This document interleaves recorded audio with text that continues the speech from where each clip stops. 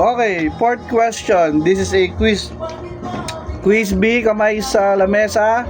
Huwag yung baba. Okay. This is the fourth question. Okay. Sino ang binigyan ng Diyos na ikasampung utos during the Old Testament times? In 3, 2, 1, go! Yan yung nakalimutan. Moses! Tama. Nakainip ko. Alam ko na yan. Moses! Okay. Fifth question. This is the fifth question.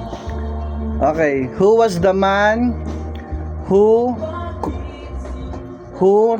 commanded by God to kill his own son in the mountain? Alright. In 3, 2, 1, go. Clue starts with letter A. Father. 3, 2, 1, go.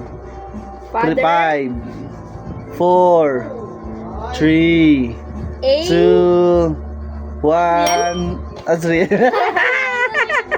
Abraham. Lalo na Abraham. Abraham. Di ba nga papatay niya si isa? Abraham. Wala.